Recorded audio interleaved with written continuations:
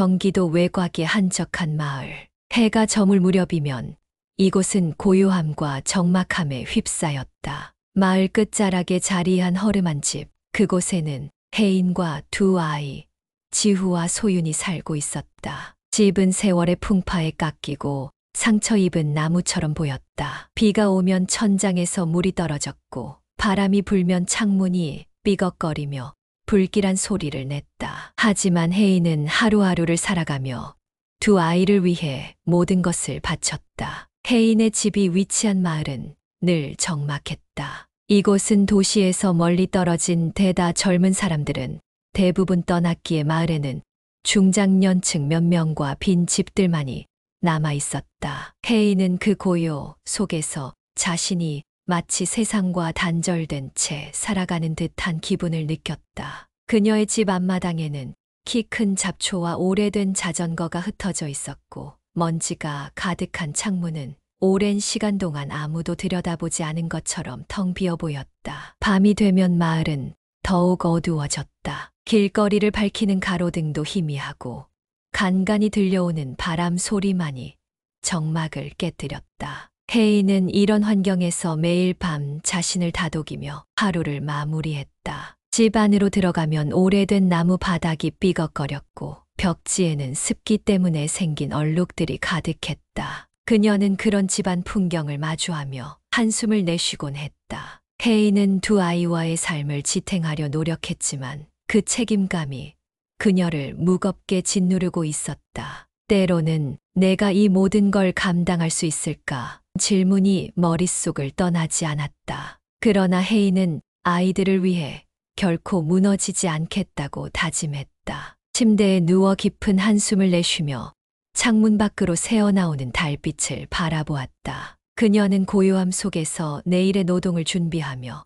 스스로를 다잡았다. 새벽이 오자 혜인은 알람 소리에 눈을 떴다. 겨우 4시간도 채 못 잔 몸이었지만 그녀는 망설임 없이 자리에서 일어났다. 방 안은 아직 어둠에 잠겨 있었고 차가운 공기가 피부에 와 닿았다. 혜인은 손전등을 켜서 바닥에 놓인 낡은 운동화를 찾았다. 조용히 옷을 갈아입으며 혹시 아이들이 깰까봐 신경을 곤두세웠다. 주방으로 나간 그녀는 어젯밤에 미리 준비해둔 김밥 한 줄과 물 한 병을 챙겼다. 오늘도 무사히 끝내야 해. 작은 목소리로 스스로를 격려하며 문 밖으로 나섰다. 마당을 가로질러 나올 때 발밑에 흙이 눌리는 소리가 들렸다. 혜인은 하늘을 올려다보았다. 여명도 아직 없는 새벽 하늘은 무수한 별들로 채워져 있었다. 재활용 처리장까지는 한참을 걸어야 했다. 가파른 길과 굽이진 오솔길을 따라가며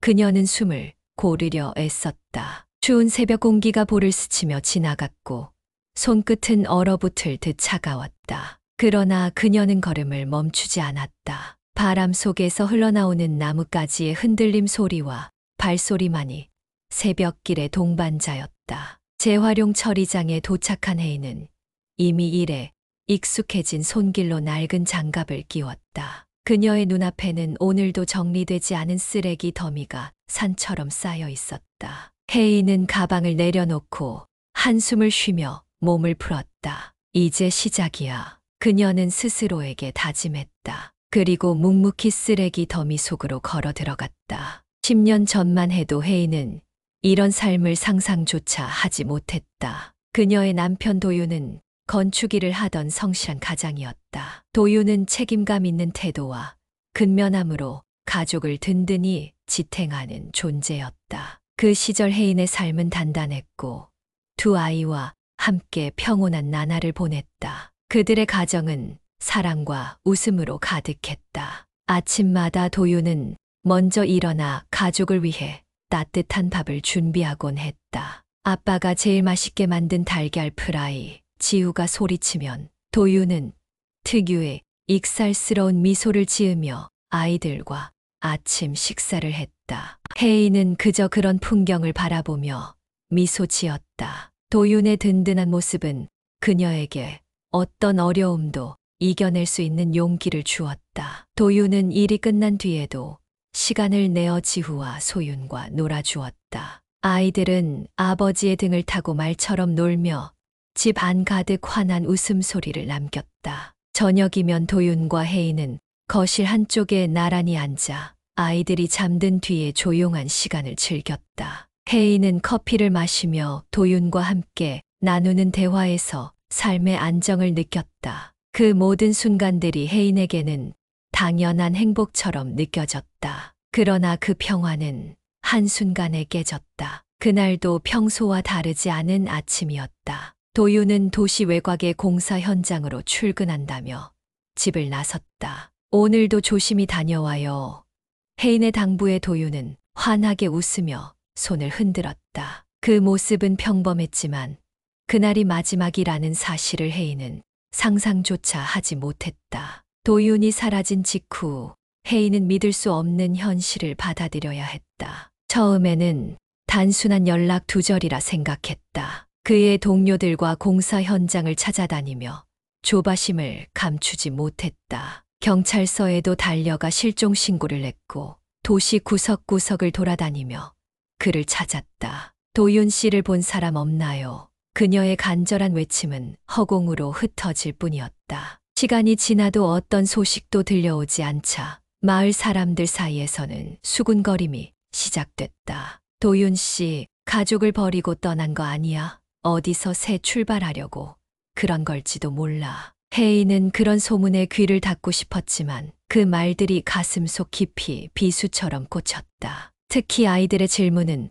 그녀를 더 깊은 슬픔 속으로 몰아넣었다. 지훈은 아빠를 떠올리며 가끔 말을 삼키곤 했고 소유는 너무 어려 아빠를 기억조차 희미하게 떠올릴 뿐이었다. 엄마, 아빠는 왜 안 와요? 우리 싫어진 거예요. 라는 소윤의 물음에 혜인은 울음을 삼키며 아이를 꼭 끌어안았다. 아빠는 우리를 절대 잊지 않았어. 조금만 기다리자. 꼭 돌아오실 거야. 그녀는 아이들 앞에서는 절대 약해지지 않으려 했지만 밤이 되면 사진첩을 꺼내 들고 조용히 눈물을 흘렸다. 도윤이 떠난 지 10년이 흘렀지만 혜인의 마음속에는 여전히 그의 빈자리가 남아 있었다. 그녀는 여전히 희망을 놓지 않았다. 언젠가 그를 다시 만날 수 있을 거야. 그 믿음이 그녀를 지탱하는 유일한 힘이었다. 어느 날 저녁 혜인은 재활용 처리장에서 하루의 일을 마치고 집으로 돌아오는 길이었다. 손끝이 얼얼할 정도로 차가운 바람이 불어왔지만 그녀는 아이들이 기다리고 있을 집을 떠올리며 묵묵히 발걸음을 옮겼다. 어두운 하늘 아래 작은 마을의 가로등은 흐릿하게 빛나고 있었다. 그 속에서 그녀는 남편 도윤의 얼굴을 떠올렸다. 도윤, 당신은 어디에 있는 거예요? 아이들은 이렇게 많이 컸는데 나 혼자서 정말 잘하고 있는 걸까요? 그녀의 마음속 깊은 곳에서 올라오는 질문은 언제나 대답 없는 메아리처럼 돌아왔다. 집에 도착한 혜인은 익숙한 풍경에 미소를 지었다. 아이들의 얼굴을 보면 언제나 힘이 났다. 문을 열자 지우가 엄마, 오늘도 고생하셨어요. 라며 그녀의 가방을 받아들었다. 그 모습에 혜인은 힘겹게 웃으며 우리 지우가 엄마를 많이 돕네 라고 말했다. 소유는 혜인에게 안기며 엄마, 오늘은 아빠 꿈을 꿨어요. 아빠랑 다 같이 놀았는데 너무 좋았어요 라고 말했다. 소윤의 말에 혜인은 잠시 멈칫했지만 이내 미소를 지었다. 그래, 소윤아. 아빠도 꼭 그렇게 꿈속에서 우리를 보고 있을 거야. 우리 조금만 더 기다려보자. 하지만 그녀의 속마음은 아이들에게 해줄 수 없는 대답에 가슴이 무겁기만 했다. 다음 날 새벽, 혜인은 평소처럼 재활용 처리장으로 향했다. 차가운 공기가 뺨을 스치며 지나갔지만 그녀는 빠르게 걸음을 옮겼다. 오늘도 무사히. 그녀는 매일 아침 혼자만 들을 수 있는 목소리로 스스로를 격려했다. 그러나 그날은 어딘가 평소와 다르게 느껴졌다. 재활용 처리장에 도착한 혜인은 낡은 장갑을 끼고 쓰레기 더미를 정리하며 일에 몰두했다. 그런데 멀리서 들려오는 자동차 경적 소리가 그녀의 손을 멈추게 했다. 그녀는 고개를 들어 먼지를 뒤집어 쓴 하늘을 바라보았다. 검은색 고급 승용차 한 대가 천천히 재활용 처리장 한쪽으로 들어오고 있었다. 혜인은 의아한 표정으로 차를 바라보았다. 이런 곳에 왜 이런 차가? 그녀는 잠시 혼란스러워하며 차에서 내릴 사람을 주목했다. 잠시 후 차 문이 열리고 한 남성이 내렸다. 깔끔한 정장 차림에 어딘가 냉철해 보이는 그 남자를 본 순간 혜인의 심장이 멈춘 듯했다. 저 사람. 그녀의 눈은 남자의 얼굴에 고정되었다. 10년 동안 꿈에서도 떠나지 않았던 그 얼굴이었다. 바로 남편 도윤이었다. 그녀의 입술이 떨렸다. 도윤, 당신 맞죠? 당신이 돌아온 거죠. 마음속에서 폭풍처럼 몰아치는 감정을 애써 억누르며 그녀는 조심스레 그를 향해 한 발짝 다가갔다. 그러나 남자는 고개를 돌려 그녀를 바라봤지만 그녀를 알아보는 기색조차 없었다. 오히려 차가운 목소리로 물었다. 저를 부르셨습니까? 누구신지 모르겠군요. 그 한마디에 혜인은 마치 가슴을 꿰뚫린 듯한 충격을 받았다. 그녀는 떨리는 목소리로 대답했다. 당신이잖아요. 도윤, 당신을 이렇게 10년이나 기다렸어요. 당신은 도윤 맞잖아요. 하지만 남자는 차갑게 고개를 저었다. 죄송하지만 저는 그런 사람이 아닙니다. 잘못 보신 것 같군요. 그리고는 그녀를 지나쳐 자신의 차로 돌아갔다. 그가 떠나는 차를 멍하니 바라보는 동안 혜인의 머릿속은 온갖 생각으로 혼란스러웠다. 어떻게 이럴 수 있지? 그 사람이 도윤이 아니라고. 그녀의 손은 여전히 떨리고 있었고 가슴은 미친 듯이 뛰고 있었다. 집에 돌아온 혜인은 아무 말도 하지 못했다. 그녀는 밤새도록 사진첩을 꺼내 들고 그 얼굴과 오늘 본 남자의 얼굴을 비교했다. 도저히 부정할 수 없었다. 당신이 맞아. 당신이 내 남편 도윤이 맞아. 하지만 왜 그녀를 알아보지 못하는지, 그리고 왜 낯선 이름으로 살아가고 있는지 도저히 이해할 수 없었다. 혜인은 그날 밤 한숨도 잘 수 없었다. 사진첩 속 도윤의 얼굴과 낮에 본 남자의 얼굴이 머릿속에서 계속 겹쳐졌다. 왜 그 사람이 나를 모른다고 했을까? 정말 도윤이 맞는 걸까? 만약 그가 맞다면 왜 다른 이름으로 살아가고 있는 거지? 의문과 불안이 그녀를 잠식했다. 하지만 그녀의 마음속 깊은 곳에서는 강렬한 직감이 속삭이고 있었다. 그 사람이 도윤이 맞아. 그는 분명 돌아온 거야. 다음 날 아침 혜인은 재활용 처리장 근처 상인들에게 물어보기 시작했다. 어제 그 남자에 대해 아는 사람은 없을까 싶어서였다. 그녀는 쓰레기 더미를 뒤질 때보다 더 간절한 마음으로 사람들에게 다가갔다. 어제 고급 승용차를 타고 온 남자 보셨어요? 혹시 그 사람이 누구인지 아세요? 그녀의 간절한 질문에 한 노점상이 답을 해 주었다. 아, 그 사람 강민재라는 이름으로 알고 있어요. 큰 회사의 대표라던데. 이런데 올 사람은 아닌데 어쩐 일인지 모르겠네. 강민재. 혜인은 그 이름을 속으로 되뇌며 가슴이 두근거리기 시작했다. 도윤이 왜 이런 이름으로 살아가고 있는 거지? 큰 회사 대표라니. 그동안 무슨 일이 있었던 걸까? 그녀는 결심했다. 그를 직접 찾아가 진실을 확인해야만 했다. 서울 강남. 혜인은 이제껏 한 번도 와본 적 없는 거대한 도시 풍경에 압도당했다. 고급 빌라와 번쩍이는 자동차들이 즐비한 거리에서 그녀는 자신이 더 작아지는 듯한 느낌을 받았다. 하지만 그녀는 주저하지 않았다. 여기까지 왔으니 끝을 봐야 해. 그녀는 떨리는 손으로 강민재가 있다는 저택의 주소를 들고 경비실 앞에 섰다. 저는 강민재 대표님을 뵈러 왔습니다. 경비원은 그녀를 위아래로 훑어보며 쌀쌀맞게 대답했다. 약속은 있으신가요? 아니요.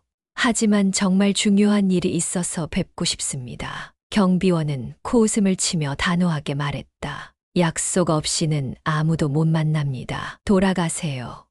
그의 단호한 태도에 혜인은 절망감을 느꼈다. 하지만 그녀는 포기하지 않았다. 저택 근처에서 몇 시간을 기다리며 강민재의 모습을 보려고 했다. 마침내 검은색 승용차가 천천히 저택으로 들어오는 것을 보자 혜인은 본능적으로 차 앞으로 뛰어들었다. 경비원들이 놀라서 그녀를 붙잡으려 했지만 그녀는 필사적으로 소리쳤다. 강민재 씨, 아니 도윤 씨, 당신이잖아요. 저를 무시하지 말고 대답해 주세요. 차가 멈추고 강민재가 차에서 내렸다. 그는 깜짝 놀란 듯 그녀를 바라봤지만 금세 차가운 표정으로 돌아섰다. 다시 이런 식으로 찾아오지 마세요. 저는 당신이 말하는 사람이 아닙니다. 혜인은 그의 눈빛에서 잠깐의 흔들림을 보았지만 그는 끝내 돌아서서 저택으로 들어가 버렸다. 그날 밤 혜인은 그의 냉담한 태도에 절망감을 느꼈지만 그가 도윤이라는 확신은 점점 더 강해졌다. 그녀는 집으로 돌아와 그동안의 단서들을 하나하나 되짚어봤다. 도윤이 왜 나를 기억하지 못하는 걸까? 만약 정말 기억을 잃었다면 그를 이렇게 만든 건 누구일까? 그녀는 그의 주변 사람들을 조사하기로 결심했다. 몇 날 며칠을 그의 회사와 관련된 정보를 찾아다닌 끝에 그녀는 충격적인 사실을 알게 되었다. 강민재, 아니 도윤은 과거에 큰 사고를 당했고 그로 인해 기억을 잃은 상태에서 완전히 새로운 삶을 시작했다는 것이다. 더군다나 그의 새로운 삶 뒤에는 그를 이용하려는 강력한 세력이 있다는 소문까지 있었다.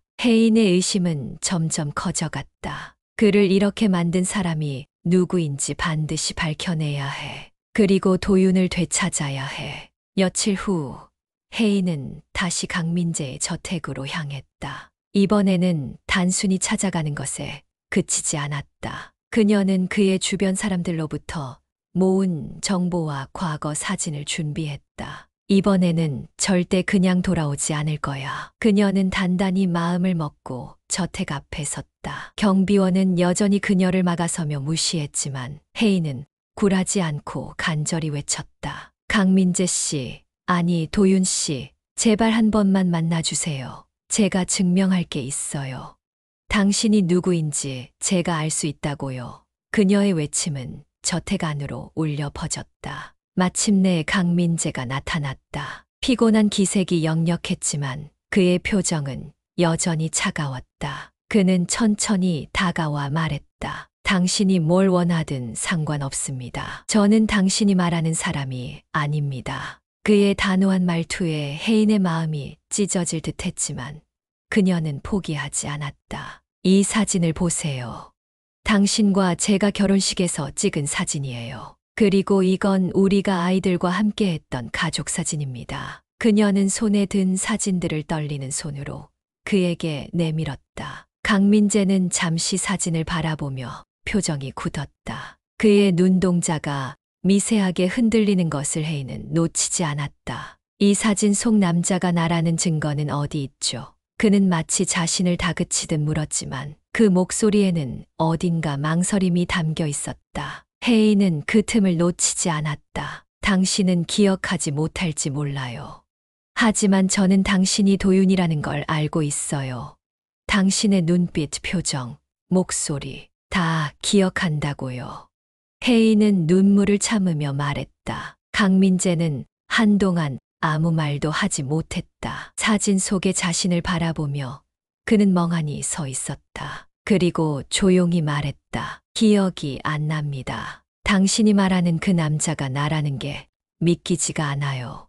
그의 목소리는 흔들렸지만 그 안에는 여전히 단호함이 남아 있었다. 그날 밤 강민재는 집무실에 홀로 앉아 있었다. 혜인이 남기고 간 사진들이 그의 책상 위에 펼쳐져 있었다. 사진 속에서 웃고 있는 자신과 그녀, 그리고 아이들의 모습은 마치 오래된 꿈 같았다. 그는 손끝으로 사진을 천천히 훑으며 속으로 되뇌었다. 정말 내가 이 사람이었을까? 왜 아무것도 기억나지 않는 거지? 그의 머릿속에는 처음 느껴보는 혼란과 공포가 자리 잡았다. 잠을 이루지 못한 강민재는 결국 그의 과거를 알고 있을 만한 사람들을 떠올리기 시작했다. 그는 자신을 구해주었다고 말했던 사람들, 특히 그를 후원했던 고 회장에게 연락하기로 결심했다. 내가 누구였는지, 왜 기억을 잃게 된 건지 알아야 해. 며칠 뒤 강민재는 고 회장을 직접 찾아갔다. 고 회장은 그를 반갑게 맞이하며 말했다. 민재, 무슨 일인가? 얼굴이 어두워 보이는구먼. 강민재는 회장의 태도를 가만히 살피며 조심스럽게 입을 열었다. 회장님, 저에 대해 알고 계신 모든 걸 말씀해 주셔야겠습니다. 제가 과거에 어떤 사람이었는지, 그리고 왜 제 기억이 없는 건지요. 고 회장은 잠시 망설이는 듯 했지만 이내 차분한 목소리로 대답했다. 민재, 그건 내가 굳이 알 필요 없는 일일세. 과거는 잊고 지금 내가 가진 것을 지키는 게 중요하지 않겠나. 그러나 그의 말 속에는 어딘가 숨기려는 기색이 엿보였다. 강민재는 그의 말을 듣고 의심이 더욱 깊어졌다. 이 사람이 뭔가를 숨기고 있어. 그는 회장의 눈빛을 뚫어지게 쳐다보며 단호히 말했다. 저는 알아야겠습니다. 회장님이 말씀해 주시지 않으면 스스로 찾을 겁니다. 강민재는 자신의 기억을 되찾기 위해 모든 것을 걸기로 결심했다. 그는 과거의 사고와 관련된 기록을 조사하기 시작했고 마침내 한 기사를 발견했다. 그것은 10년 전 대규모 공사 현장에서 발생한 폭발 사고에 대한 내용이었다. 기사에는 여러 실종자와 사망자가 있었으며 사고 원인으로 부패한 관계자들의 비리가 지목되고 있었다. 그리고 사고에 관련된 이름 중에는 고 회장의 이름이 분명히 적혀 있었다. 이게 뭐지? 강민재는 머리가 아찔해지는 느낌을 받았다. 사고로 인해 자신이 기억을 잃게 되었으며 고 회장이 그를 도운 것이 아니라 자신의 계획에 그를 이용하려 했다는 사실이 점점 명확해졌다. 강민재는 자신의 과거를 추적하며 점점 더 진실에 다가섰다. 공사 폭발 사고에 대한 기사를 읽고 그는 자신이 그 사고의 피해자였다는 사실을 깨달았다. 그가 기억을 잃은 이유와 새 이름으로 살아가야 했던 모든 것이 명확해지고 있었다. 동시에 고 회장이 그를 구한 척하며 자신의 사업에 이용해왔다는 것도 분명해졌다. 내가 누군지 되찾아야 해. 그리고 그들이 숨기려 했던 모든 것을 밝혀야만 해. 강민재는 결심했다. 더 이상 자신의 삶을 누군가의 손에 맡길 수 없었다. 그는 사고 당시의 증거를 모으고 관련된 사람들의 이름을 찾아냈다. 마침내 그는 모든 자료를 들고 법적 절차를 밟기 위해 변호사를 찾아갔다. 며칠 뒤 강민재는 혜인을 다시 찾았다. 이번에는 차가운 표정이 아닌 깊은 고민과 결심이 담긴 얼굴이었다. 혜인은 그를 보자마자 울컥하며 말했다. 이제야 돌아오신 거예요? 도윤 씨. 그녀의 눈에는 그동안의 그리움과 절망이 뒤섞여 있었다. 강민재는 조용히 그녀 앞에 서서 말했다. 미안합니다. 혜인 씨, 내가 왜 이렇게 늦었는지, 내가 누구였는지조차 모르고 살아왔어요. 그는 혜인에게 자신이 알아낸 모든 사실을 털어놓았다. 사고와 기억 상실, 그리고 고 회장의 음모까지. 혜인은 그의 이야기를 들으며 울음을 참지 못했다. 당신이 얼마나 힘들었을지 상상조차 할 수 없어요. 하지만 이제 당신은 돌아왔어요. 아이들도 당신을 기다리고 있어요. 법정에서의 싸움은 길고 험난했다. 강민재는 고 회장의 비리를 폭로하며 자신이 기억을 잃게 된 사고와 그의 조작된 삶에 대해 증언했다. 혜인은 그의 곁에서 묵묵히 지원하며 함께 싸웠다. 그의 용기와 진실을 밝히려는 노력은 많은 사람들의 지지를 얻었고 언론에서도 그의 이야기를 집중 조명하기 시작했다. 결국 법원은 고 회장의 부패와 사고, 은폐를 인정하고 그를 처벌하기로 결정했다. 강민재는 법정에서 자신의 이야기를 마치며 마지막으로 말했다. 저는 이제 제 이름과 삶을 되찾았습니다. 하지만 무엇보다 제 가족에게 돌아갈 수 있게 되어 기쁩니다. 그의 말에 방청석에서는 감동의 박수가 터져 나왔다. 모든 일이 끝난 뒤 강민재는 도윤이라는 이름으로 가족의 품에 돌아왔다. 아이들은 아빠를 보자마자 환하게 웃으며 그를 끌어안았다. 지훈은 아빠, 정말 아빠가 맞아요? 꿈만 같아요. 울먹였고 소유는 그의 품에 안겨 이제 우리 곁에 꼭 있어야 해요. 말했다. 도유는 아이들을 끌어안으며 말했다. 이제부터는 절대 떠나지 않을게. 아빠가 꼭 지킬게. 혜인은 그들의 모습을 보며 조용히 눈물을 흘렸다. 그녀는 남편의 손을 잡고 말했다. 당신이 돌아와 줘서 고마워요. 우리 모두 당신을 기다리고 있었어요. 도유는 그녀의 손을 꼭 잡으며 대답했다. 미안해. 그리고 정말 고마워. 내가 다시 이 자리에 설 수 있었던 건 당신 덕분이에요. 몇 달 후, 가족은 새로운 삶을 시작하기로 했다. 도유는 혜인과 함께 작은 카페 겸 수제 가구점을 열었다.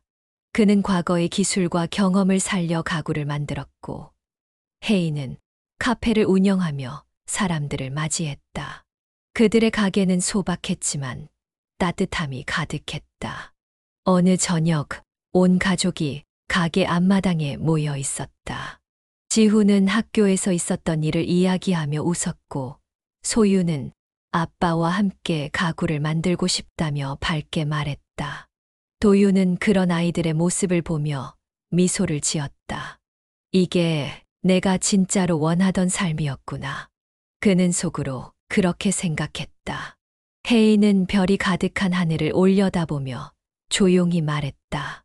우리가 이렇게 다시 함께할 수 있다는 게 기적 같아요. 어떤 어려움이 와도 우리 이제는 괜찮을 거예요. 도유는 그녀의 손을 잡으며 고개를 끄덕였다. 맞아요. 우리 함께라면 무엇이든 이겨낼 수 있어요. 그들의 가족은 마침내 진정한 평화와 행복을 되찾았다. 그리고 그 행복은 앞으로도 변치 않을 것만 같았다.